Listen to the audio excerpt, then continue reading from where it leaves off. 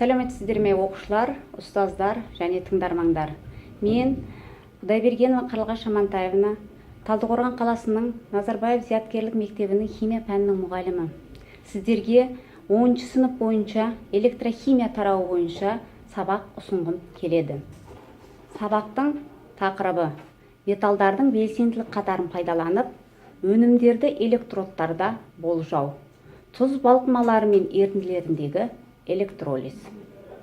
Сабақтың мақсаты: иондық қосылыстар мен олардың ерітіндідегі әрекетін білу, балқымадағы иондардың әрекетін түсіну, тотығу мен тотықсыздану процесі тұрғысынан электродта өтетін реакцияларды түсіндіру, иондары бар ерітінді арқылы электр тоғының ағыны өткенде орын алатын процестерді түсіндіру, электролиз өнімдерін болжау. Сабақтың жоспары: мотивациялық әңгіме, яғни стартер. Сабақтың тақырыбын айқындау, мақсат қою. Екінші бөлігі: өткен тақырыптың өзектендіруі. Үшінші: жаңа білім алу. Төртінші: жаңа білімді қорытындылау. Бесінші: рефлексия, яғни кері байланыс. Және алтыншы: үй тапсырмасы. Бүгін сабағымыздың тақырыбы: металдардың белсенділік қатарын пайдаланып, өнімдерді электродта болжау, тұз балқымалары мен ерітінділеріндегі электролиз.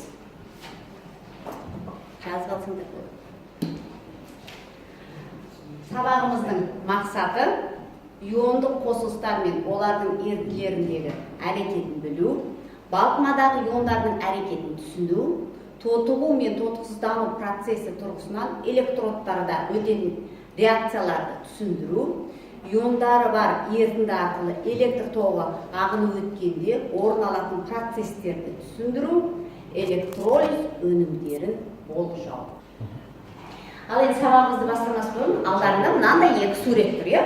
Осы екі суретке қарайық та кішкене ой толтырайық. Бұл суретте қандай ой айта аламыз? Кішкене ойланамыз.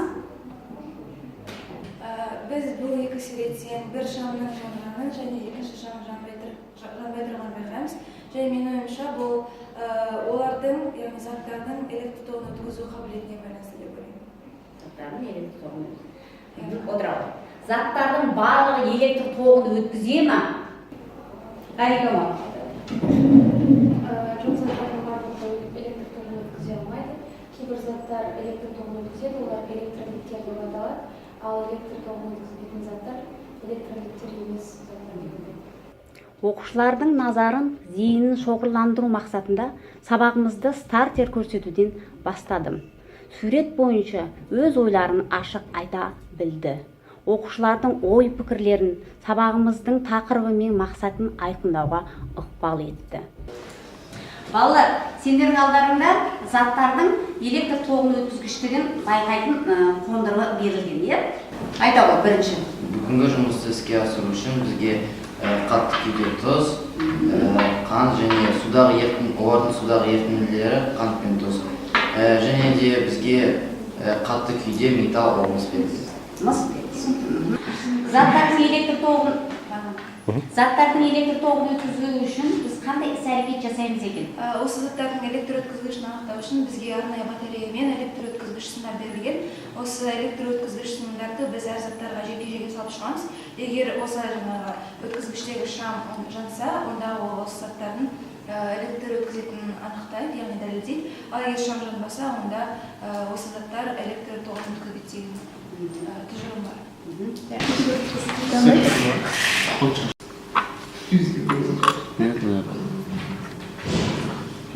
Суға салғанда болады.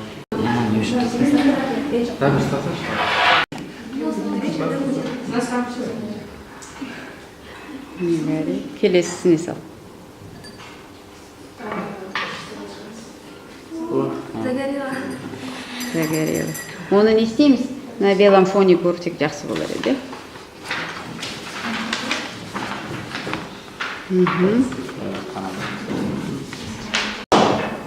Конечно, сен біріктір.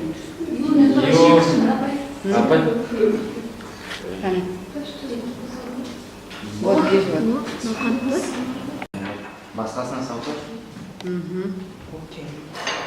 Не істейміз? Алда өтіп.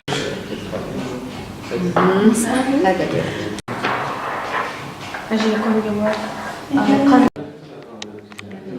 Осы қойып, осылай байқауға болады. Енді тұз ретмесіне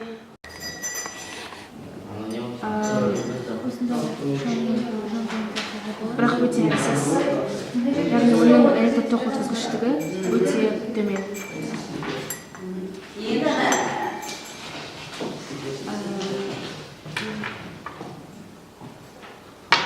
Везде только на спине, Апай сұраса бола ма?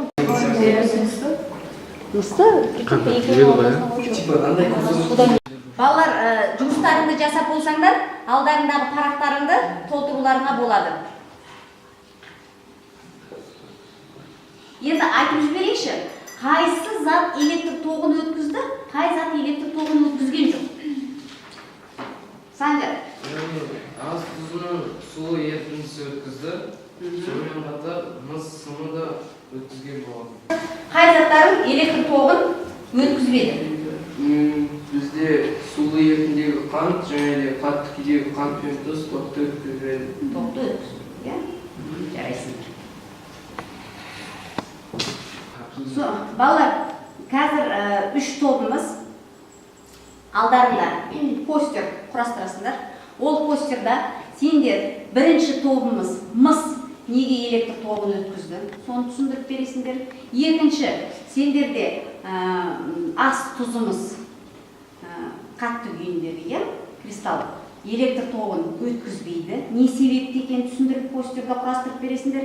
Және үшінші топ сендерге ас тұзының судағы ерітіндісі электр тоғын өткізді. Не себептен электр тоғын өткізді, соны мына постерда сызып түсіндіріп беріңдер. Орнымыздан тұрайық.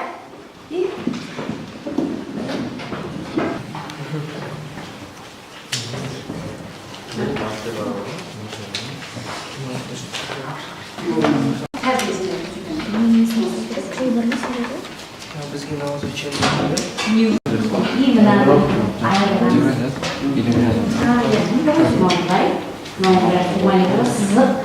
Другой может разместить.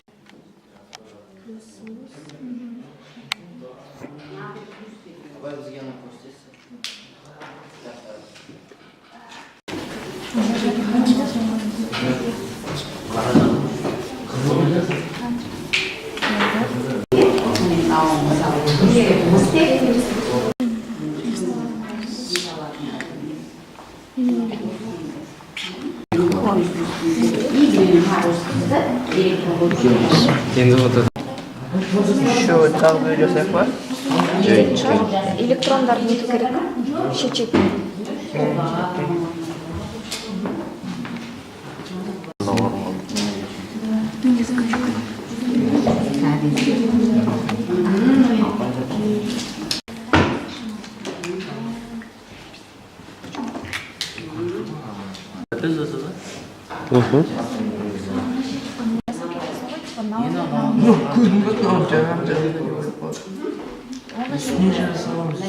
Яна. Мынандай жақсы.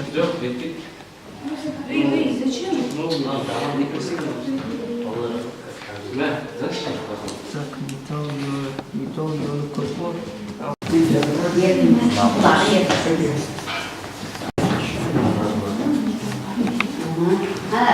Линейканы бересің, клей менен соны түсіндіресіңдер.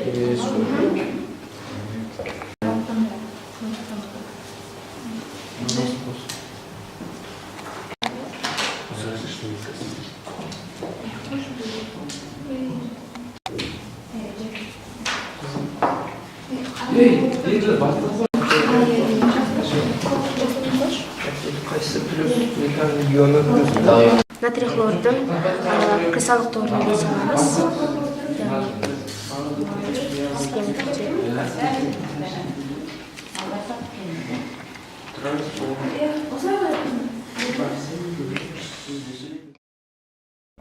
Өткен сабақты еске түсіру барысында Олар топтық жұмысты, яғни әр топ бір-бірін бағалайды. Топтар бір-бірін екі жұлдыз, бір тілек бойынша, екі жетістіктерін және де болашақта неге көңіл бөлу керек екендіктерін ескере отырып, оқушылардың өзара баға беру арқылы өздігінен дамуына ықпал тигізеді. Лентасына ол ас тұзының электр өткізгіштігін түсіндіру. Иә, бәріміз білді, электр тоғы зарядталған бөлшектердің рет қозғалысы. Мына сызбада көріп тұрғанымыздай, зарядталған бөлшектер болғанымен, олар бос күйінде емес, кристалдық торға бекітілді. Яғни ас тұзының кристаллы ол электр тоғын өткізбейді. Және де осы зарядталған бөлшектер еркін қозғалмағандықтан, олар электр тоғын өткізбейді деген тұжырым жасаймыз. Қорытындылай келсе, ас тұзы ол электр тоғын өткізбейді, және де біз оны тәжірибе барысында анықтаған болатынбыз. Бізге берілген тапсырма ол мыстың тоқ өткізу немесе өткізбеуінің себебін түсіндіру. Тақтада көріп тұрғанымыздай, кристалдық тордағы бос әрі еркін жүретін электрондар металл иондары мен металл атомдарын өзара бірге әрекеттестіре отыра, олардың электр өткізгіштік қасиетіне ие болдырады. Яғни біз практикада және де постеда жасай отырып, біз мыстың тоқ өткізгіштігін біле аламыз. Біздің топқа берілген тапсырма натрий хлордың судағы ерітіндісін электр өткізгіштігін анықтау және оның себебін түсіндіру болып табылады. Мына жерде көріп тұрғанымыздай, судың диполь молекулалары осы кристалдық тоғды, яғни ас тұздың кристалдық тоғын бұзады. Және олар еркін түрде, бос күйінде, ион түрінде жүреді. Яғни қысқаша айтқанда, иондар еркін жүргендіктен олар электр тоғын жақсы өткізеді. Біздің топтың бағалауы бойынша бірінші топтың жасаған жұмыстары бізге өте ұнады және де бізге өте түсінікті ретінде жеткізе білді. Олар өздерінің постерлерінде жаңағы кристалдық тордың схемасын көрсетті және су диполінің оның әсерін көрсете отыра электр өткізгіштікті бізге түсінікті түрде сипаттай алды. Алайда біздің бір ұсынысымыз ол болашақта осындай жұмыс жасаған кезде кішкене өздеріне бір сенімді түрде жұмыс жасаса деген бір ұсыныс. Өткен тақырыпты өзектендіру кезінде алдыңғы білімді жаңа сабақпен ұштастырамын. Оқушылар заттың құрылысын анықтай отырып, электролиттер тоқ өткізетінін, ал бейэлектролиттер тоқ өткізбейтінін, тотығу тотықсыздану реакциясы не екенін естеріне түсіре отырып, жаңа сабаққа бастау алады. Балалар, сендер тәжірибе арқылы заттарды көрдіңдер. Электр тоғын өткізетін және өткізбейтін. Электр тоғын өткізетіндер электролиттер деді, электр тоғын өткізбейтіндерді бейэлектролиттер деді.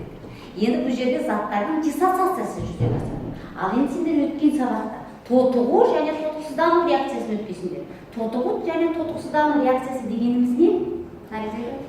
Ондай реакциялар, яғни элементтердің тотығу дәрежелері өзгере жүретін реакцияларды біз тотығу тотықсыздану реакциялары деп атаймыз.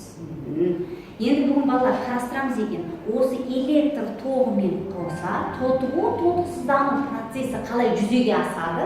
Яғни бүгінгі сабағымыздың тақырыбына байланысты, электролиз тақырыбына байланысты тотығу тотықсыздану процесі қалай жүзеге асады деген қарастырамыз.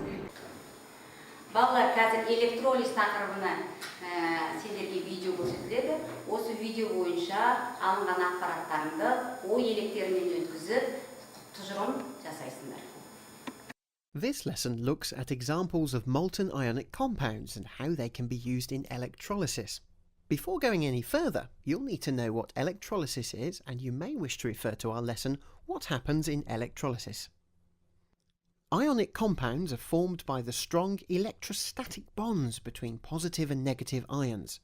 The oppositely charged ions are locked into a rigid and regular structure, and since the ions are fixed in position and aren't free moving, an ionic solid cannot conduct electricity or undergo electrolysis. But one way of making it conduct is to heat it until it melts. In our examples here, the cations or positive ions are all metals, but it's worth noting that hydrogen can also be a cation in an ionic compound. Well, we're going to look at molten sodium chloride. The ions are a sodium cation and a chloride anion. Sodium ions will be attracted to the negative electrode, the cathode, where they combine with electrons to give sodium atoms. This is a reduction reaction. Each ion gains 1 electron and sodium metal is produced. At the anode, or positive electrode, the chloride ions will each give up an electron and become a neutral chlorine atom. This is an oxidation reaction. The single chlorine atoms then pair up to form chlorine molecules and chlorine gas is produced. Overall, this lesson looks at what happens when brine undergoes electrolysis. You may need to look at our lesson What Happens in Electrolysis before going any further. The electrolysis of brine is an industrial process which is carried out on a large scale, but we can look at the process on a smaller scale in the laboratory. Brine is a saturated solution of sodium chloride. We don't want the electrodes to become part of this reaction, and so we use carbon electrodes. From the sodium chloride, we have positive sodium ions, Na+, and negative chloride ions, Cl-. And from the water, we have positive hydrogen ions, H+, and negative hydroxide ions, OH-. When the current flows, you will begin to see tiny bubbles of gas forming at each electrode. Both hydrogen and chlorine gas are formed. But can you work out which electrode produces which gas? Pause the video and see if you can work it out. The chlorine is formed at the anode, that's the positive electrode, and the hydrogen is formed at the cathode, that's the negative electrode. Did you get it right? Let's look at what's going on at each electrode. The anode is positive and attracts the negative chloride and hydroxide ions. The chloride ions give up their electrons to the anode and are oxidized to chlorine molecules. 2 ions need to be oxidized to make a diatomic chlorine molecule, and 2 free electrons are produced. The electrons are given up to the anode and the chlorine gas bubbles up to the surface of the cell. If you collected the gas from the anode in a test tube, then you would be able to see the pale green colour of the chlorine gas. It will turn damp blue litmus paper red, showing that it is acidic, and then it bleaches it. Well, what about the cathode? It is negatively charged and attracts the positive sodium and the hydrogen ions. The hydrogen ions each gain an electron from the electrode to form hydrogen atoms. Here's the equation. 2 hydrogen atoms then bond to form a diatomic hydrogen molecule, and that's the hydrogen gas given off. The gas here is colourless and can be collected in a test tube.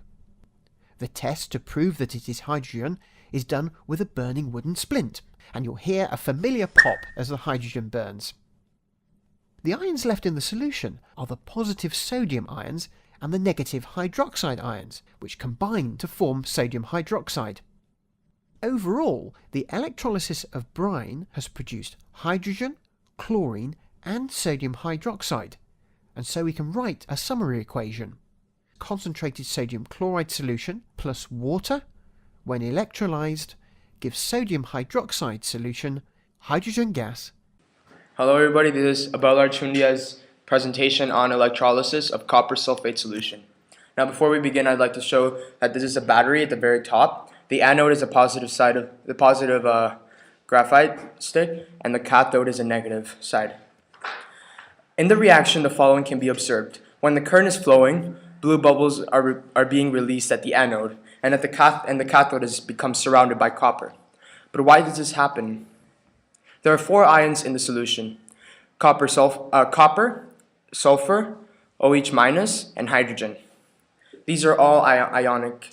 They're all ions. As can be seen, opposites attract. The negative ions become attracted to the positive anode, and they move towards it.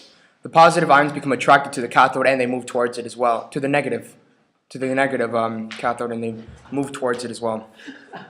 This is what happens at the anode. The OH molecules are attracted to the anode and will now give away their electrons to gain a full outer shell. They will give away their electrons by going next to the anode.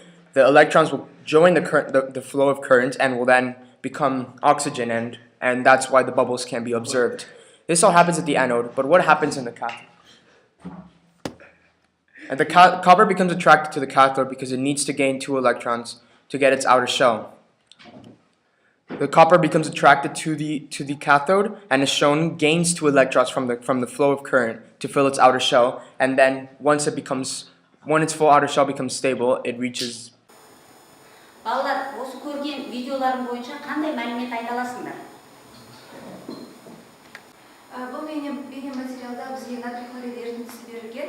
Егер ол натрий хлорид ерітіндісін біз иондарға таратқанда натрий плюс ионы мен хлор минус ионы түзіледі. Сәйкесінше натрий ол плюс катион болғандықтан ол катодқа барады, ал хлор ол минус яғни анион болғандықтан анодқа барады.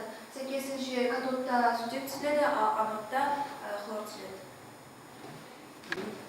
Осы жерде, осы видеода қандай электродтар алынған? Сол туралы айта аласың ба? Негізінен бұл жерде инертті электродтар немесе көміртегі электрод болу керек. Бұл жерде көрсетілгенде натрий хлор балқымасында, яғни катодта натрий, ал анодта хлор газының бөлінетінін айта аламыз. Бізге видео материал бойынша купрум өсіретін, яғни мыс сульфатын электролизін көре аламыз. Яғни купрум катионын катодқа барады, ол купрум молекуласына дейін тоқсызлан процесс жүреді, ал H2O, яғни су молекуласы анодқа барады, ол текке дейін тотығу процесс жүреді. Қазалдарында сендер тәжірибе жасай берсің. Біз қазір натрий хлор ерітіндісінің электролизін анықтаймыз. Яғни ол үшін бізге арнайы баночка берілген, оның ішінде 2 электрод бар. Бір электродқа біз анодты жағып, екінші электродқа біз катодты жағаймыз. Одан кейін біз натрий хлор ерітіндісін ваннаның ішіне құямыз. Сонда тоқты қосамыз да анодта және катодта не түзілетінін байқаймыз. Катодта сутек газ және де анодта хлор газ бөлінді. Және де ерітінде бізде натрий гидроксиді қалды. Оны анықтау үшін біз арнайы универсал индикаторын анықтаймыз. Яғни оны ерітіндіге салса, көретіндей көп түске айланды. Яғни ол сілтілік орта натрий гидроксиді бар екенін анықтаймыз. Бүгін біз купрум сутек ерітіндісін электролиздейміз. Ол үшін біз бірінші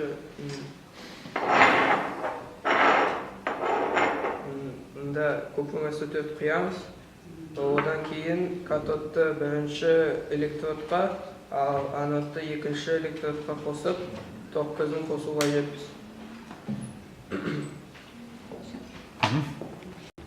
Аз уақыт өте біз бірінші электродты қарасақ, онда мыстың бөлінгенін байқауға болады, ал екінші электродта оттек бөлініп жатыр.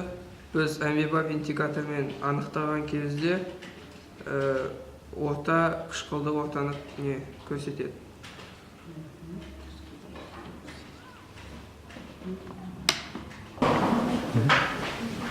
Біздің топқа берілген ерітінді ол купрум хлориді, яғни мыс хлориді болып табылады.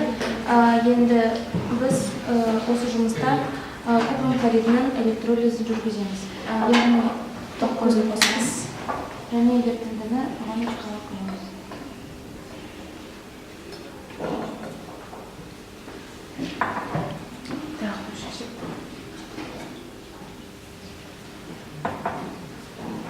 Біраз уақыттан кейін өзгерісті байқай аламыз. Яғни катодта мыс түзілгенін көре аламыз осыдан, және де анодта хлор бөлінгенін байқай аламыз. Енді осы ерітіндінің ортасын байқаймыз. Ол үшін амбибап қағазды, яғни индикатор қағазды қолданамыз. Бұның ортасы бейтарап болып шыққанын көруге болады. Жаңа білім алу кезеңінде оқушылардың визуал, аудиал және кинестетик қабілетін ескере отырып, алдымен жаңа материалды игеруге видеофильмдер көрсетіп, одан кейін өздері практика жасау арқылы білімді меңгеру әдістерін пайдаландым. Визуал мен аудиал оқушылар сыртқы ақпаратты көру, есту арқылы жақсы қабылдайтындықтан, видео арқылы алған білімдерін топта талқылай отырып, ойларын ашық айту барысында кинестетикалық оқушылардың жаңа сабақты меңгеруге көп көмегін тигізеді.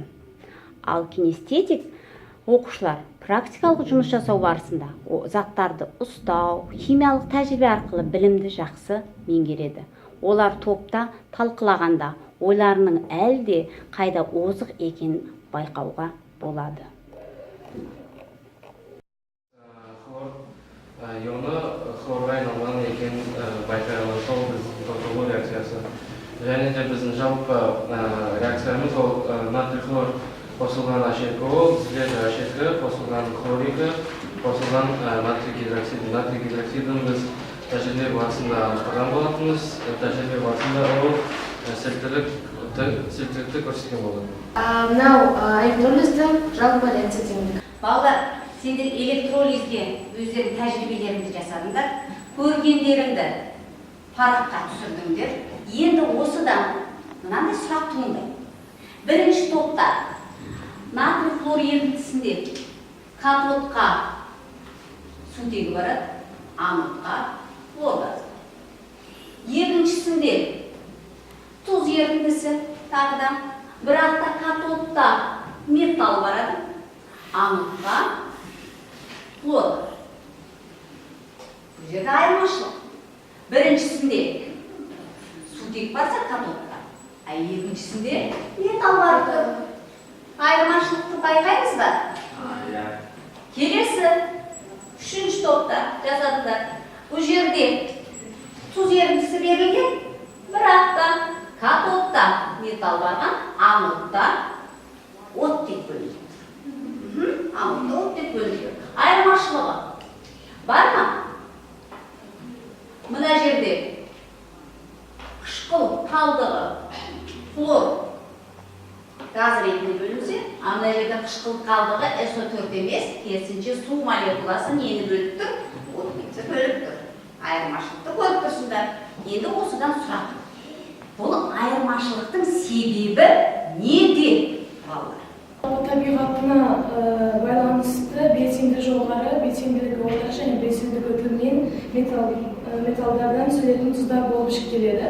Дұрыс. Оттекті және оттексіз қышқыл қалдығынан тұратын тұздардан түзіледі. Яғни тұздардың несіне байланысты? Жалпылай айтқан кезде бұл тұздардың табиғатына байланысты деп айтуға болады. Тұздардың табиғатына байланысты. Ал енді балалар, біз сулы ерітіндісін қарастырдық. Ал енді балқымасындағы электролизді қарастырайықшы. Балқымасындағы электролиздердің схемасы алдарында жазылып тұр. Осы бойынша не айта аламыз? Күрделі ме әлде ерітіндіге қарағанда қарапайым ма? Натрий катионы мен хлор анионы. Натрий катионы катодқа барып тотықсызданады, ал хлор анионы анодқа барады да тотығу үрдісі жүреді. Электролиз процесін қарастырдық, сендер өздерің практика жасадыңдар, көрдіңдер. Яғни бізде электролиз үшін катод керек екен, анод керек екен. Катод пен анодта тотығу және тотықсыздану процесі жүреді екен. Ол заттарымыз электролит болу керек, электр тогын өткізетін, не болмаса оның балқымалары болу керек екен. Ал енді осы сөз тіркестерін қосып біз электролиз дегеніміз не екен анықтамасын шығарып. Электролиз дегеніміз не? Ол жалпы электролит ерітіндісін немесе балқымасы арқылы электр тогын жібергенде электродтарда жүретін тотықсыздану, тотығу реакциясы болып табылады. Яғни электродта жүретін не екен? Тотықсыздану реакциялары екен.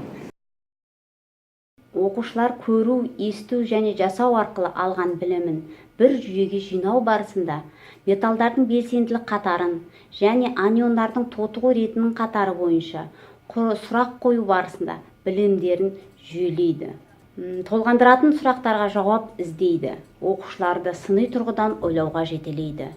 Тұз ерітінділеріндегі металдардың электролизге түскіштігінің ерекшеліктерін, қышқыл қалдықтарын анодта барып тотығу процесіне түсу қатарын ой елегінен өткізіп, өздерінің тұжырым жасауына ықпал етемін. Оқушылар видео бойынша айтқан ойларын жетістік критерий бойынша бағаладым. Жетістік критерийі: көру арқылы мәліметті дұрыс игерді, көрген ой елегінен өткізіп айта білді, дұрыс тұжырым жасай алды. Яғни осындай критерий арқылы оқушылардың алған білімін бағалаймын. Практикалық жұмысты бағалау. Жетістік критерийі бойынша бағаладым. Жетістік критерийі: қауіпсіздік ережесін сақтайды, электролиз тізбегін дұрыс жинайды, электродтарды ажырата алады, катодтағы процессті түсіндіре алады, анодтағы процессті түсіндіре алады, тәжірибе бойынша қорытынды жасай алады. Яғни осындай жетістік критерийлері арқылы мен оқушыларды бағаладым. Енді осы жаңа тақырыбымыз бойынша мен сендерге карточка таратам. Сол бойынша электродтарда қандай процесте жүретін айтып бересіңдер.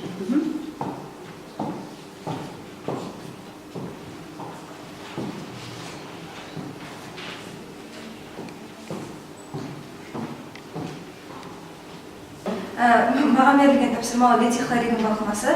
Бұл балқыма болғандықтан өте қарапайым болып табылады, екі ақ ион болады. Және катодта литий бөлінсе, анодта хлор газ бөлінеді. Келесі, балдар. Маған берілген тапсырма ол сынап нитраттың ерітіндісі және де катодта сынап түзілетін болса, анодта оттек газ түзіледі. Калий сульфиді ерітіндісі берілген. Осында катодқа сутек газы бөлінеді, ал анодта күкірт бөлінеді. Орындаған тапсырмамызды енді бағалайық. Бұл жерде бағалаудың бір-бірін бағалау әдісін пайдаланамыз. Яғни наргизді ақбота бағалайды, балдәуренді Тамерлан бағалайды, және Ғаникамалды Айтолқын бағалайды. Кім бастайды бағалауды? Ақбота, наргизді бағалайды. Литий хлориді ерітіндісі жайлы айтқан мәліметі маған өте ұнады, себебі ол өзіне берілген мәліметті нақтылай, бізге түсінікті тілде жеткізе алды. Сонымен қатар бұл ерітіндідегі қай элемент катодқа немесе анодқа баратынын түсіндіріп берді. Келесі. Камера. Балалар бізге сынап нитратын электролиз туралы жақсы айтып берді. Өз оны жүйелі жеткізе алды, және де әр электродтардың қандай зат баратынын айта алды. Бірақ меніңше оның кішкене нақтылы және сенімді жеткізді ойлаймын. Менің ойымша Ғаникамал калий газ балқымасы туралы электролиз процесін дұрыс түсіндіре алды. Алған білімімізді мына алдарындағы 4 тапсырма беріледі. Сол бойынша қазір тексеріп шығайық. Оқушылар жұппен жұмыс жасағаннан кейін әр жұп бір-бірін бағалайды. Бұл жерде оқушылар тапсырманы дұрыс орындады ма, жаңа сабақтан алған білімін дұрыс пайдалана алды ма екенін тексереді. Осыдан кейін оқушыларға формальды қалыптастырушы бағалау жұмысы таратылады. Қалыптастырушы бағалау жұмысы оқушылардың білім деңгейін анықтау барысында беріледі. Әр оқушы жеке-жеке жұмыс жасайды. Парақтары жинап алынып, алған білімдерін жетті талпынды бойынша бағалаймын. Сабақта алған білім өмірмен байланысты болу керек. Болашақ өмірлеріне игерген білімі қажет екенін, еліміздің патриот екенін сезіндіре отырып, Қазақстанның дамуына қандай үлес қосар едің деген сұрақ төңірегінде алған білімдерін адамгершілік қасиеттермен ұштастырамын. Балалар, осы тақырыпты электролиз тақырыбын қарастырып оқып жатырмыз, ал енді осы электролиз тақырыбымыз біздің Қазақстанымыздың дамуына пайдасы бар ма? Осы алған біліміміз бізге пайдасы бар ма, әлде пайдасы жоқ па? Осымен қалды ма? Менің ойымша оның пайдасы бар, себебі қазіргі таңда біз жанармайды қолданбай электр тоғын қолданамыз, және де осы электр тоғын біз электролиз процесін арқылы қолдана аламыз, және де болашақта біз өзіміздің республикамыздың экономикамызды дамыта алуға болады деген ойдамын. Кімнің ойы бар? Қазіргі таңда әлемде суды жанармай ретінде қолданып жүргізілетін көліктер ойланып табылып жатыр. Яғни біздің ойымызша бүгінгі жаңағы өткен сабақтағы электролиздеу тақырыбынан алған білімімізді біз Қазақстанымызға үлкен бір үлес қоса алатындай, нәтиже бере алатындай ретінде қолдана аламыз. Мысалы, біз суды электролиздеу арқылы сутекті бір көп энергия күші ретінде қолдана алатындай біз сумен жүретін көліктерді шығара аламыз. Алған білімдерін үй тапсырмасымен жалғастырамын. Үй тапсырмасы сулы ерітінділер электролизінде инертті электродтарды қолданған кезде жүзеге асатын процестерді, реакция теңдеулерін жазыңыз. Бірінші, сынап хлоридін судағы ерітіндісінің электролизі, калий гидроксидінің балқымасының электролизі, магний сульфатының судағы ерітіндісінің электролизі, кальций хлоридінің судағы ерітіндісінің электролизі. Қазір мен сендерге парақ қаратамын. Осы параққа өздерінің алақандарының суретін салыңдар.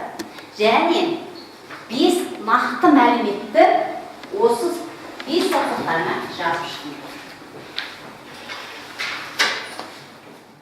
Қалыптастырушы бағалаудан кейін оқушылармен кері байланыс жүргіземін.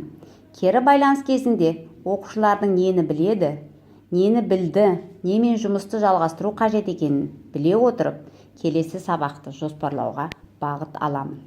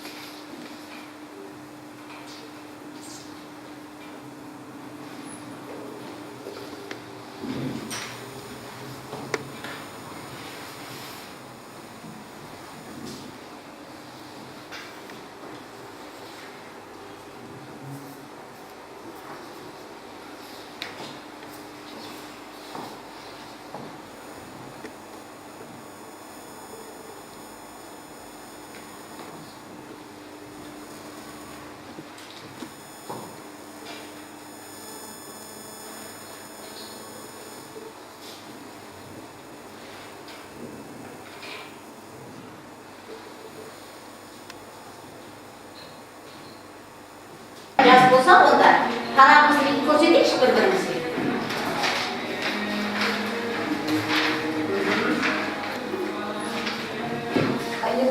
Электролит балқымасы мен ерітінділерінің көмегімен біз оларды Электролиз тақырыбына арналған сабағымды аяқтай отырып, бүгінгі сабақ оқушылардың өздігінен білім алуға жетелеген сабақ деп білемін. Олар жаңа сабақты меңгеруге мұғалім тек бағыт-бағдар берді. Ал олар білімнің шыңына өздері жетті деп ойлаймын. Назарларыңызға рахмет.